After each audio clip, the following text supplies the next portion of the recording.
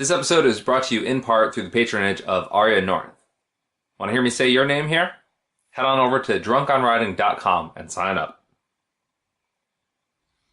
Welcome to the ongoing Drunk on Writing Stephen King dissection series.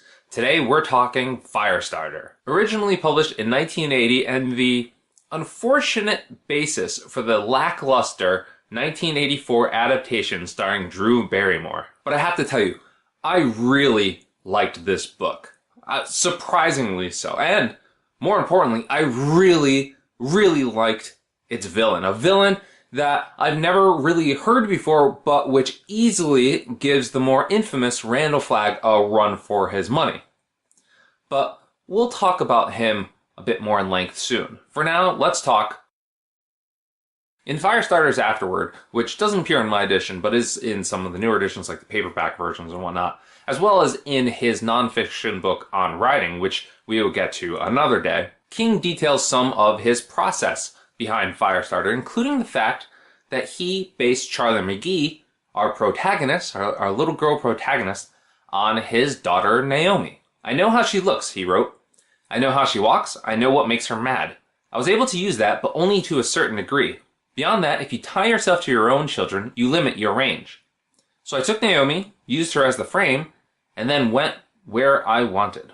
King also felt, and I wholeheartedly agree with this, as you will see, that Firestarter bore a significant resemblance to his very first published novel, Carrie. In fact, when he originally reached Firestarter's farm shootout, which is really the first action set piece in the book, and probably the most well-written action scene of any of his books so far. I mean, it is exquisitely well choreographed and written in that chapter. But when he originally reached that, he stopped. Stephen King put Firestarter away. He just felt like he was starting to repeat himself, starting to explore the same things that he'd already done. And he didn't return to Firestarter until after he'd finished The Dead Zone, which we talked about last time, and Rita Hayworth and The Shawshank Redemption, an upcoming novella that we will, again, be talking about soon, but one which you probably already know. I think the time away helped, though. Firestarter is a far better book than Carrie ever was. It explores much of the same themes, builds around a lot of the same ideas, but takes them to new heights, explores them in new directions, just pushes them in places that Stephen King wasn't ready to do, maybe, back when he was writing Carrie, and maybe was incapable of doing, really. He's also, in Firestarter, able to kind of play with some of what has become his themes over the last couple of books, particularly with his foreshadowing, which he kind of subverts that. He teases one bit at the very beginning of the book, and it made me think that Charlie, our protagonist again, had killed her mother. And I kept thinking, I was like, oh my gosh, Charlie must have drastically, horribly killed her mother. But we find out that is definitely not the case. It's just completely twisted. That was a shock to me. I was like, oh wow, that was not what I expected. But there is one actual piece of foreshadowing I should mention. It happens about halfway through the book, right at the beginning of the section called Blackout. And in that section, the very first sentence we get is this: the chain of events that ended in such destruction and loss of life began with a summer storm and the failure of 2 generators. He's teasing the book's end. He's telling us pretty much exactly what's going to happen at the very end of the book, halfway through, and getting us all revved up for what's about to happen. All in one sentence. I've called Stephen King a master of foreshadowing before this, but this, well, Maybe it's a little too much, but you know what? It works for me. It works very well. It really does. But Firestarter also incorporates a lot of the other themes that Stephen King has explored in his past couple of books. Predominantly, I guess in this one, is another example of his fixation on the Vietnam War. Not only does the antagonist bear the gruesome scars from the conflict, not only does the fear and mistrust that followed that conflict, that followed politics in the U.S., particularly after that conflict. Not only does that play a crucial part in the narrative, but the conflict between Charlie and the shop also seems to kind of mirror the experience of kind of the Viet Cong a little bit. Just check this quote that Andy, Charlie's father, says to Charlie toward the end of the book. He says, "If you have to kill the ones in your way, Charlie, do it. It's a war. Make them know they've been in a war." Like, doesn't that sound sort of like what the Viet Cong would have been doing in Vietnam? Like, making sure the Americans, all the other invaders, knew that they were in a war? And the name Charlie doesn't seem very accidental now, does it?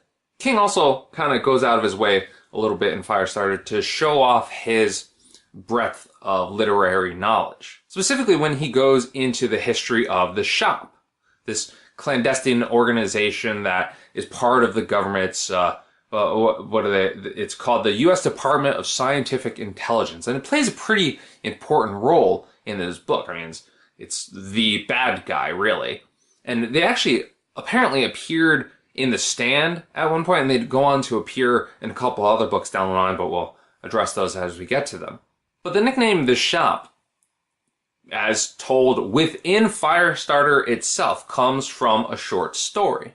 Specifically, The Weapon Shops of Isher by A.E. Van Vogt, first published in the February 1949 issue of Thrilling Wonder Stories. Stephen King admits that there's a connection there. And actually, again, he worked it into a story, though in Firestarter, at least in my edition, it's not The Weapon Shops of Isher, it's The Weapon Shops of Ishtar, whether that was a typo or just the character not remembering correctly, which Stephen King tends to do in his story to kind of avoid a little bit of copyright. Who knows? The story is a sequel of sorts to the 1941 story The Seesaw, the 1942 The Weapon Shop, and the 1943 novel The Weapon Makers, and was later reworked into a longer novel of the same name in 1951, and thus never were published. You can read it all online for free, though. I'll include a link below. But after reading the story, and yes, I did read the story while preparing for this dissection, I had to wonder, why would Stephen King reference this story? It's nothing that I found particularly compelling. It's full of the sort of scientific jargon that was commonplace among science fiction stories at that time. It's got some parts where it goes very much over your head and they cut through certain sections like, oh, we didn't need that plot, I guess. We don't need any kind of explanation for that. We'll pick that up later. It's that kind of sort of pulpy book. And I just could not quite nail down why it would be talked about in Firestarter. Why this connection was even really made. I mean, I guess Van Vogt's material is somewhat popular. I mean, I've never read him before, but I kind of gathered that he's well-known, well-liked. But is that all it is? So, I dug into it.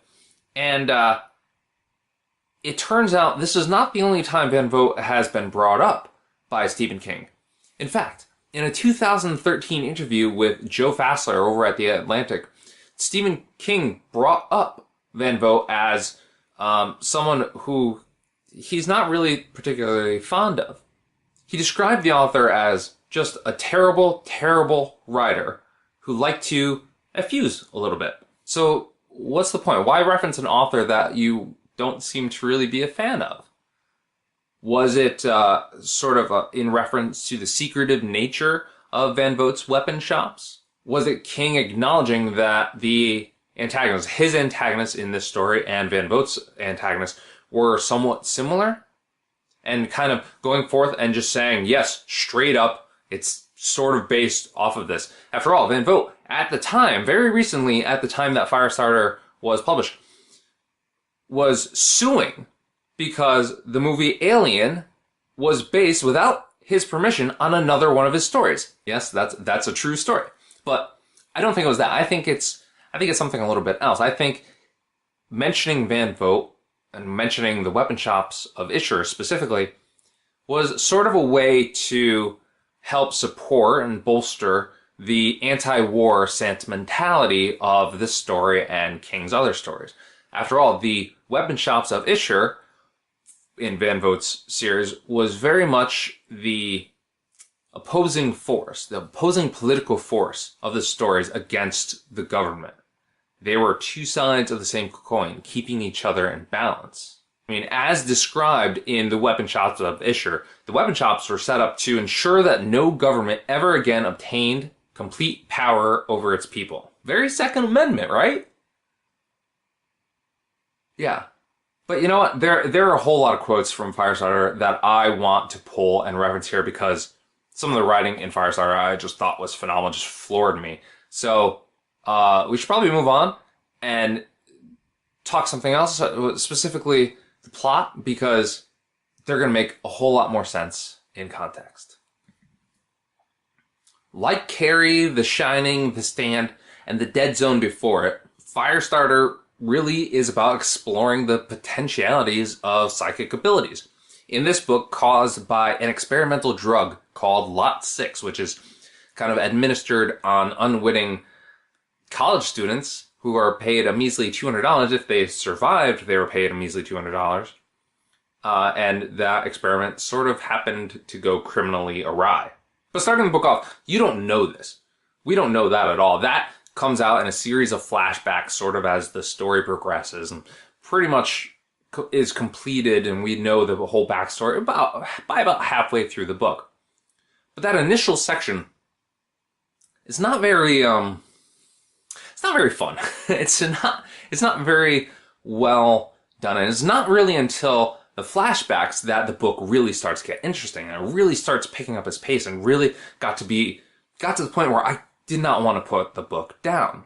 But that initial section, it's Andy and Charlie are on the run, and it sort of explores that theme that we have seen before, and we've seen better in a lot of different ways. More recently in stuff like The Last of Us, The Road, and Lone Wolf and Cub. That master-apprentice sort of trope, you know, that sort of thing.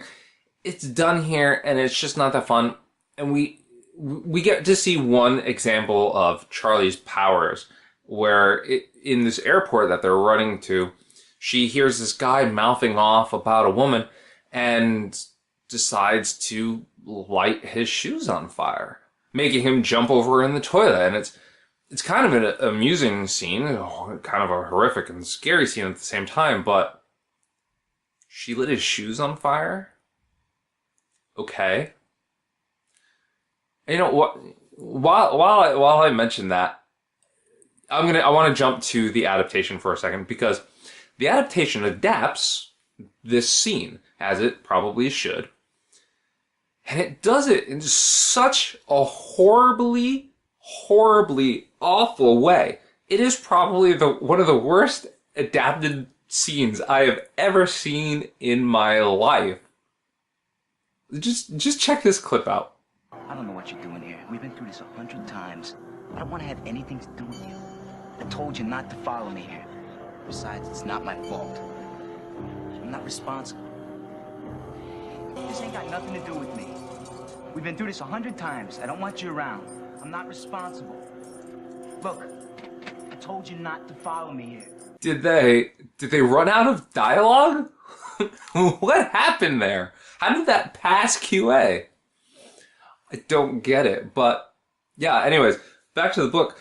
It really starts to pick up in those flashback sequences, because the idea of like the secret kind of government experiment is a really cool thing to hinge a book on, right? You know, especially in light of the secret CIA kind of LSD, MK Ultra tests. I mean, the fact that these tests went horribly wrong and that King is sort of exploring that and seeing what that could do within his universe, I really like it. I thought it was a really cool kind of setup. But that's really all it is set up really to kind of launch these psychic abilities and to sort of bring in the antagonist, the shop, which I mentioned earlier. Speaking of the psychic abilities, Charlie, again, she has pyrokinesis. She can light stuff on fire with her mind. And her dad, Andy, who was actually one of the people experimented on, as was her mother, who we'll talk about shortly in another manner. It's not as good. But Andy happens to have the Force, which here he calls the Push. As a reminder, the original Star Wars was released on May 25th, 1977, more than 3 years before Firestarter was published. Now, Okay, so while it could be an homage to Star Wars, maybe just saying, hey, I really like this, I want to explore this a bit more. I mean, just listen to this exchange from early on in the book, from when Andy's trying to go back into the building where the experiment took place. He bumps into like a janitor or a security guard or something, and he says this. With no thought at all about it one way or another, Andy said in a low voice, "Sure you can. I'll just take a look and then I'll be out of your way. You won't even remember I was here, right?" And a few paragraphs later, the other guy responds, "Go on up and look for your watch if you want to. Take your time. I probably won't even remember that you're here." Does that sound familiar to anyone? These aren't the droids you're looking for.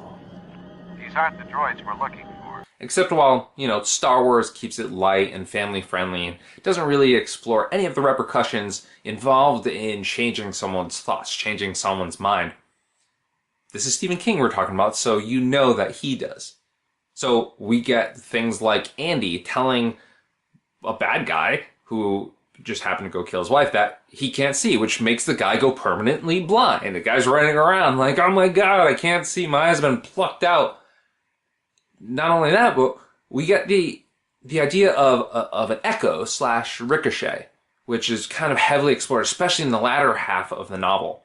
I think the most famous example, I guess, is what happens to one Dr. Pinchot, Andy's therapist during the second half of the book, who Andy pushes to convince him to help Andy. And it makes Dr. Pinchot get this thought stuck in his head where he happens to associate the garbage disposal with feeling pretty. Which leads to this, and I should probably note, it's a bit graphic and definitely not for younger ears. Pinchot carefully hooked one of his wife's bras behind his back. It hung limply on his narrow chest. He looked at himself in the mirror and thought he looked, well, very pretty. He walked out into the kitchen and looked down into the maw of the newly installed Waste King disposer. After a long, thoughtful time, he turned it on. And to the sound of its whirling, gnashing steel teeth, he took himself in hand and masturbated. A handful of pages later, we actually get his full fate as another character, Cap, who would also go on to ricochet rather horribly, thinking that there were snakes every single place. And thinking about snakes and golf. He was very obsessed with golf and snakes. But anyways, Dr. Pinchot tells Andy, this takes place only just a couple of days later, that he tells Andy that Dr. Pinchot, dressed up in his wife's underwear, went out into the kitchen, started up the garbage disposal, and stuck his arm into it. I think there's also a line in there somewhere where his arm's kind of described like a sharpened pencil. Yeah. It's a bit rough. Oddly, but maybe just for spacing or time or whatnot, that whole concept, the whole idea of an echo or a ricochet is dropped from the adaptation. It's never even mentioned. Dr. Pinchot gets blown up by a fireball. Cap, I don't remember what happened to Cap. He probably burned up or got shot or something. I don't remember. Anyway, we don't really see any consequences of Andy's push power at all, other than, Andy getting tired and getting a couple bloody noses. Now that I think about that, I wonder if the crew behind Stranger Things are fans of Firestarter. But in the book, Andy, he gets all sorts of messed up. He has numb spots on his face. He just passes out. He's got the bloody nose. He is all sorts of messed up. He uses that thing and he goes down for the count. You can see splitting migraines. And it gets so bad at one point that the shop actually thinks he just might be dead. He's doing something to his brain, they say. God knows what. Giving himself pinprick hemorrhages, maybe. It could be a progressive thing. The computer figures there's slightly better than a 1 in 4 chance he's dead. Either of a heart attack or, more probably, a stroke. There's a similar conversation that happens in the film that's really more of an aside, and I think that the biggest exploration we get of Andy's powers is probably this blink and you'll miss it scene where Andy gets himself off of this dope that the government is feeding him. He makes himself go clean. It's something that is also in the book and is explored in a much better sense within the book. And by God, I watched that scene and I was like, that is cool, and it would be like the best thing for our current opioid crisis. Wouldn't it if you could just tell somebody, no, you're not going to do these drugs anymore? That's great. But Charlie, meanwhile, her power, I don't want to gloss over it with that whole lighting the shoes on fire and guy jumping in the toilet bit. Her powers are frightening, especially since it's shown time and time again that she can't really control it. She's growing used to controlling it as the book goes on, leading to the culmination, this climax at the end where she burns everybody, lights everybody basically on fire, right? That's the very end of the book after she's learned to control it. And it's noted time and again that as she grew older, she would be able to control it. She would be able to do more with powers. We get some great quotes from this. Like that she has the power to someday crack the very planet in two like a china plate in a shooting gallery. And if she can produce 30,000 degrees of spot heat without even trying, have you ever thought what might happen if she really set her mind to it? And finally, this one, which comes mid-final battle or so, when Charlie thinks that she changed the sun because a little bit of fog rolled in. And she kind of has this realization, which, side point, that last sentence was about her reaching 30,000 degrees. The sun's only 10,000 degrees, so she's making something hotter than the sun in this little isolated section, right?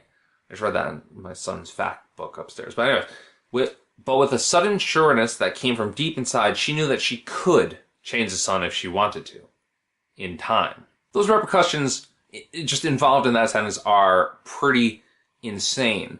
But what that section is, what those couple of quotes do, is kind of give us the hint at another theme that Stephen King really explored in this book, which again, he explored a bit in Carrie, and that is of Charlie's sexual awakening. As she gets older, she will grow stronger. She will be able to control her powers. But unlike in Carrie, where there was that abusive church mother, there's nothing like that here in Firestarter. So Stephen King's able to really heavily explore this sexual awakening and this evolution of a girl into a prepubescent teen, into an adult. And I gotta say, it is done surprisingly well, though it does come off rather creepy at times. Now, I want to pull a few scenes here, a few quotes to kind of really support this and talk about this and show really what Stephen King was driving at. But I do want to address the fact that this book is called Firestarter, and fire and sex, fire and love are undeniably chained together. I mean, the fiery passion, the burning desire. Yes. So even if this wasn't a stated theme pretty much within Firestarter, it would still come up. It would be inferred within the text. Yes, obviously. And I mean, I guess the title, Firestarter, could be looked at as a bit of a double entendre. Sure, I get it.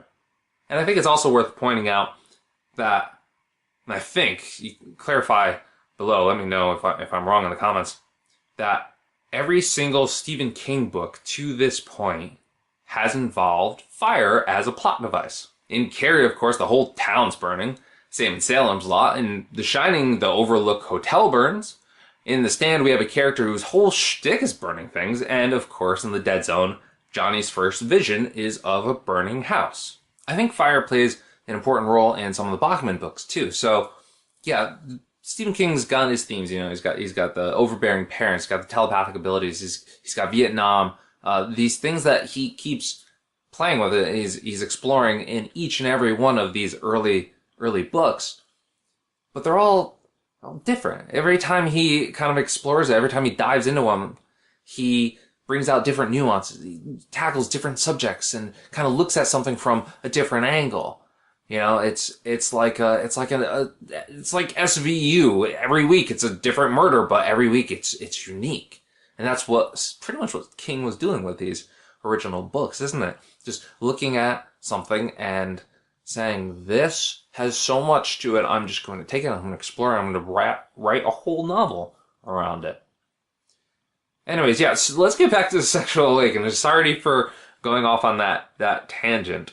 But so Charlie's sexual awakening. There's an early scene in Firestarter which kind of hints at this theme going on. It's a shower scene in which Charlie punishes herself for her dark thoughts. And she sits under a cold shower to kind of punish herself and wash these away. And it's like, okay. But there's the big one, I would say, is the one that involves necromancer, and it happens about 2/3 of the way through the book, which is when we get this little gem. She could feel the ripple of necromancer's muscles under his silky hide, and she rode with her hands twisted in his mane and whispered in his ear that she wanted to go faster, faster, faster. I'm not reading too much into this, right? Right? I mean, by the way, necromancer is a horse, in case you didn't get it from the description. The exhilaration, the freedom. She can no longer tell where her thighs ended and necromancer's sides began. Okay, definitely not reading too much into this. Her head was back, her hands held horsehair, and she screamed. Not in fear, but simply because not to scream, to hold in, might cause her to explode. Free, free, free. Necromancer, I love you. Yeah, there's nothing really quite subtle about that passage. And there are a few others pretty similar, maybe not as cringeworthy, and maybe not about, a 10-year-old having a horseback riding orgasm of some sort. But there's a librarian toward the end of the book. I think Stephen King says he's like a 20-something-year-old, 26, something like that. He's a librarian, and again, Charlie comes in. She's her 10, 11, 12, however old she is in this book, and he looks at her as a little girl until she smiles. An amazing, sweet, and gentle smile. For a moment, the young librarian was almost in love. I mean,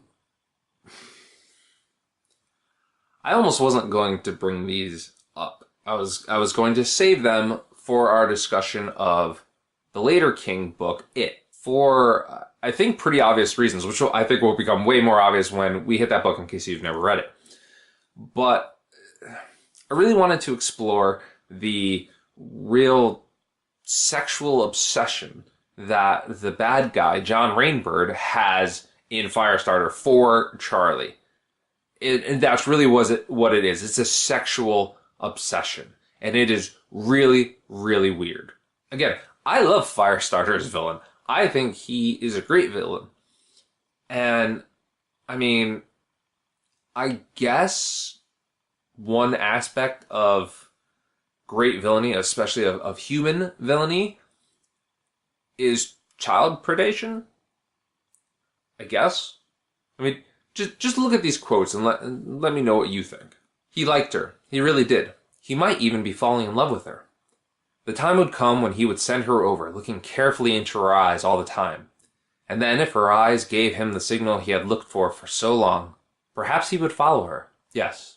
Perhaps they would go into the real darkness together. It's not hard to see the sexual symmetry there, right? And Rainbird kind of expounds upon this a bit later, a bit more violently, when he is talking his sort of alternate persona, John, the friendly orderly.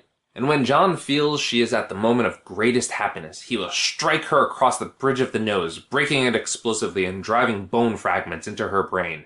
It will be quick, and I will be looking into her face when it happens. And finally, this quote. And again, before I say it, Charlie is, again, a prepubescent teen. She's probably like 10, 11, maybe 12 at max in this section of the book. With a lover's eye, Rainbird noted that she had not braided her hair today. It lay loose and fine and lovely over her neck and shoulders. It's weird. But it does tie into the theme of the book, the sexual awakening theme of the book, and really gives us an aspect of the antagonist that we haven't had before, this extra dimension that we have. And that sort of plays into why I really love Rainbird so much as a villain. And not because he has this sick child fetish thing. No, not because of that. Just because that's just a layer of him. There's so much to John Rainbird. He is the richest character, especially villain, that Stephen King's put forward, I think, so far. And it's all the unexpected, finer details that I think really do it for me. Like the fact that he has A shoe fetish. What they paid him did not matter. He took it, and most of it went to buy shoes. He had a great love of shoes. He owned a home in Flagstaff, and although he rarely went there himself, he had all his shoes sent there. Gucci, Bally, Bass, Adidas, Van Donen. Shoes. His house was a strange forest. Shoe trees grew in every room, and he would go from room to room admiring the shoe fruit that grew on them.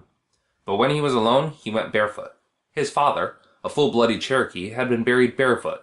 Someone had stolen his burial moccasins. Those last two sentences, though, like, why did you throw that in?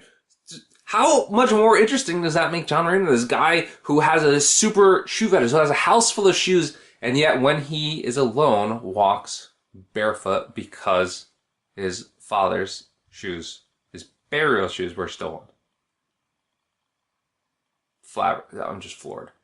Just the thought process that went into creating this villain is just amazing. You can see, I have no words. I don't have the words for how amazed I am. And let me just pull a few more quotes here so you can get more of an idea of just how complex one John Rainbird really is. He was so naturally quiet, this half Cherokee, that if you had been looking down at your desk, reading or answering correspondence, you wouldn't have been aware that anyone was in the room with you at all. Al Steinowitz had said a strange thing about Rainbird once over glasses of port in Cap's living room.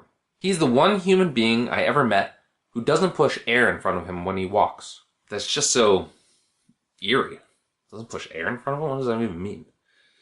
But here's a more physical description to kind of give you a visual aid here. Rainbird was a troll, an orc, a balrog of a man. He stood 2 inches shy of 7 feet tall, and he wore his glossy black hair drawn back and tied in a curt ponytail. 10 years before, a claymore had blown up in his face during his second tour of Vietnam, and now his countenance was a horror show of scar tissue and runneled flesh. His left eye was gone. There was nothing where it had been but a ravine. He would not have plastic surgery or an artificial eye because, he said, when he got to the happy hunting ground beyond, he would be asked to show his battle scars. And let's end this little quote fest with this one, which is a tad on the long side, but I think it's really important to kind of give you more insight into his psyche, more insight into his obsession with Charlie, more insight into, frankly, his insanity. Other than shoes, John Rainbird was interested in only 2 things. One of them was death. His own death, of course. He had been preparing for this inevitability for 20 years or more. Dealing death had always been his business and was the only trade he had ever excelled at. He became more and more interested in it as he grew older. As an artist will become more interested in the qualities and levels of light, as writers will feel for character and nuance like blind men reading Braille. What interested him most was the actual leaving, the actual exhalation of the soul, the exit from the body and what human beings knew as life and the passing into something else. What must it be like to feel yourself slipping away? Did you think it was a dream from which you would awake? Was the Christian devil there with his fork, ready to jam it through your shrieking soul and carry it down to hell like a piece of meat on a shish kebab? Was there joy? Did you know you were going? What is it that the eyes of the dying see? Rainbird hoped he would have the opportunity to find out for himself. I apologize for the excessive use of quotes. I just feel like the writing in Firestarter is just so much a step beyond what we've already read so far in Firestarter, particularly around John Rainbird. I'm not going to keep going on, but you get what I'm going at here, because let's recap, all right? So John Rainbird, he's a half Cherokee, Vietnam vet with one eye, who has a shoe fetish, is a child predator, and is also a heck of an assassin, a marksman, and can lie his face off. Apparently, someone at one point says the dude could win an Oscar for his performances. Like, this is a very rich character, and I gotta say, I think it's a shame that he kind of gets thrown away at the book's end. He gets a death. I mean, he dies pretty gruesomely, and it's a well-deserved death, surely, but he should have been saved. I think he was just so well developed that he could have been a villain, sort of like Randall Flagg, who sticks around for a while, who makes another appearance. We get no other appearance, as far as I'm aware, of John Rainbird, except for in this novel. And I guess his death happening quickly, he just gets burned alive like it's a nuclear blast. I guess it deprives him of that joy of finding out what death's like, because he doesn't have that nice slow fade into blackness. He's just like that, and he's gone. So I guess he never really finds out. And also his reputation gets ruined, and everything that the shop does gets put on him. So he gets really royally screwed. But yeah, he totally deserved that. Oh, and some of the lines that he delivers, I mean, the guy is a master linguist at the same time, a master threatener. Like, just listen to this one quote that he says when he feels that his position is going to be revealed.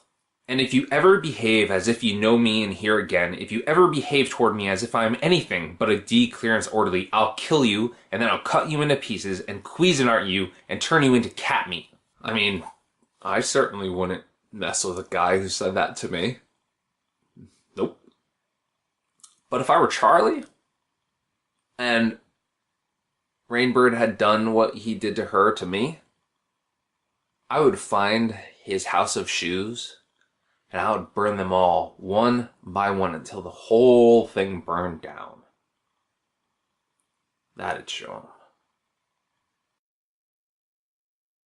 Before we get to the adaptation, let's take a quick break to kind of prepare ourselves for talking about that and look at, instead, the whiskey pairing for this episode. For this one, I wanted to go for something a little spicy, a little on the fiery side for Firestarter, obviously. So I went and tried something called Spice Box, specifically their cinnamon whiskey, which is a Canadian blended rye whiskey with natural cinnamon flavor and caramel color. Now you can see the caramel color right here. There's no reddish hinge, though the bottle sort of has a reddish hinge. But it's got a very nice looking little color. And my God, smells like a fireball. This is like that red pepper cinnamon flavor that you expect from Big Red, from a fireball, from more appropriate for this audience, I guess, perhaps Jack Daniel's Fire, or Jim Beam Fire. What's the Jack Daniel's one called? I don't remember, but this is, a small batch craft distillery. Let's give it a try.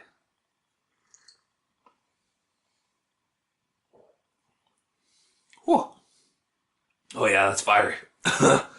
Whew. It's just like drinking a Big Red. Well, it's like drinking Fireball. It's definitely got that nice burn in the back of the throat. Not an alcohol burn. A cinnamon red pepper burn. Oh yeah. Ooh. This is a hell of a good fiery whiskey. Just not one that is really in my wheelhouse, but for this pairing for Firestarter, I don't think I could do better. So, Firestarter was adapted into a 1984 film of the same name, starring a couple somewhat familiar faces at this point.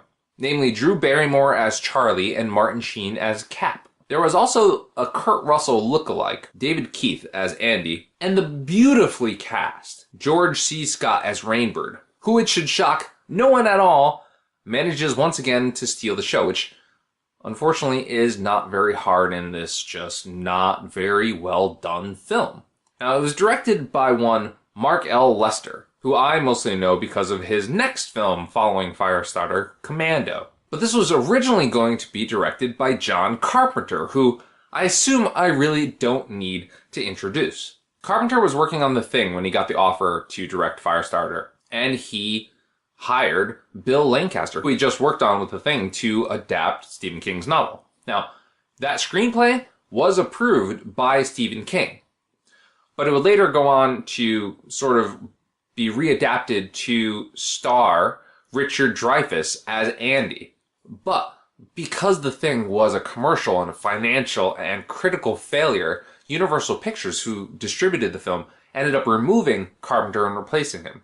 And the screenplay would go on to be written by Charlie Mann, who actually appeared in the movie as the motel owner. Imagine the alternate universe that has a John Carpenter-directed Richard Dreyfuss starring Firestarter movie. Oh, what a lucky universe. Instead, we get this really odd sort of almost made-for-TV film that is, for some reason, rated R. It really doesn't deserve an R rating. I guess it's rated R because of its violence, but it's really not all that bad, especially to today's standards. I think the worst of it is probably when we see at the barn a guy's lit on fire, though even that isn't even really all that bad.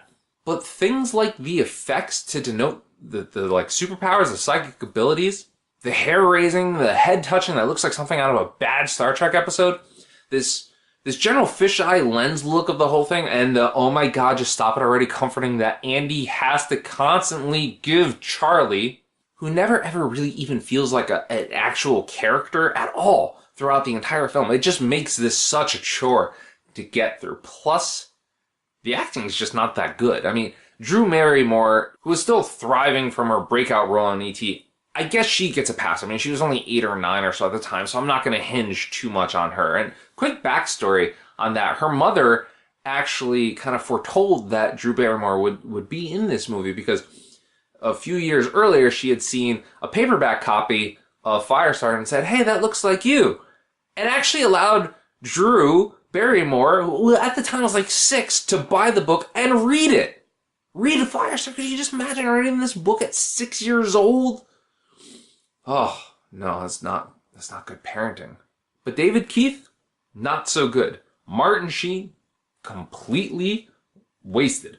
As was Heather Locklear. Yes, Heather Locklear was in this movie. She makes a brief appearance as the mother before getting fridged. And that's pretty much all we're going to say about the mother, because she really does not have much of a role at all. She is basically, just baby factory in this book, in this movie. She doesn't really have much of a role except as a spark to get the plot rolling, which is unfortunate. I think she probably could have made a pretty cool character in her own right. But back to the movie, George C. Scott, who, like I said, he completely steals the role. I mean, he is fabulous in this movie, which makes sense because they had to up the budget by $1 million to afford him. It was totally worth it, despite the fact that he had to wear an eye patch in the final act because of an infection he got from the contact lens he wore earlier on in the film. But even he couldn't save this bit of a mess of cinema. I hate to say it, but you know what this movie needed? O.J. Simpson. Hear me out here. I know that sounds weird, but there's a character in the book who is described and introduced this way. The name of the third man was Orville Jameson, but he preferred to be called O.J., or even better, the Juice. He also happens to be the smartest person in the book and one of the very few to live to the very end. And given Firestarter the book and Firestarter the movie both were released more than 10 years before the Nicole Brown Simpson murder and a few years before the Naked Gun series, it would have been a heck of a get for this movie. Which I guess is kind of saying something about the quality, right? I should note there was a mini sequel of sorts with Drew Barrymore reprising her role as Charlie for an SNL skit. One called Firestarter Smoked Sausages, in which Barrymore's character Charlie grows up, got married, and cooks sausages with her mind.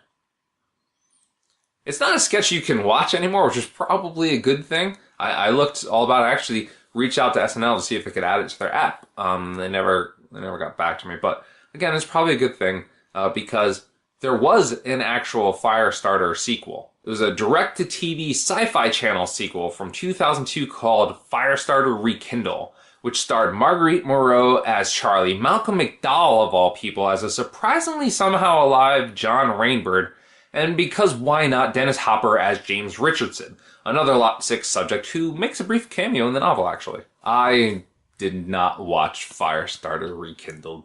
I can only subject myself to so much. But maybe there's hope. There was talk back in 2014 of a TV series focused on the shop. As described by the pitch, it would have starred an adult Charlie, sort of as a sequel to Firestarter 2, taking down the shop once and for all. And it never materialized, but with something like Hulu's Castle Rock doing so well, maybe a revisit is in order. There's also a new Firestarter adaptation that happens to be in the works. It's currently tied to indie director Fatih Akin. Maybe if that comes out, it will serve to wash away the horrible flavor of that adaptation. But for now, I got my spice box. This episode has gone on surprisingly long, so why don't I try to make this one a little bit brief. There's one final quote I want to pull out. And yes, I know I've been pulling out a lot of quotes, and I apologize for that, but just need to pull them out.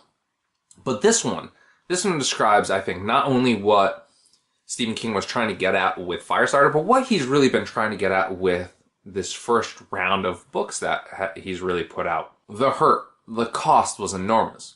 Was this what being grown up was about? Dealing with that hurt, that cost? If it was, she hoped she would die young. That's a damn painful realization as a kid, and frankly, given today's environment, it's probably one that goes through a lot of kids' heads. I mean, the world's not a very nice place. Which, is a thought that really keeps me in politics. After all, someone's got to try to make this world better. And if it's not someone else, it might as well be me. This has been Drunk on Writing's dissection of Stephen King's Firestarter. Next time in this series, Richard Bachman's Roadwork, which was a totally different book than what I expected by looking at the cover. But we'll talk more about that next time. For now, if you enjoyed this episode, please be sure to give it a thumbs up. Please comment below. Please subscribe to the channel if you really like it and you want to see more, you want to unlock more goodies, see all the background stuff and behind the scenes details like I'm about to record right now. Head on over to drunkonwriting.com and sign up. It would be awesome if you did. But for now, and until then, until I can thank you profusely for that, cheers and keep on writing.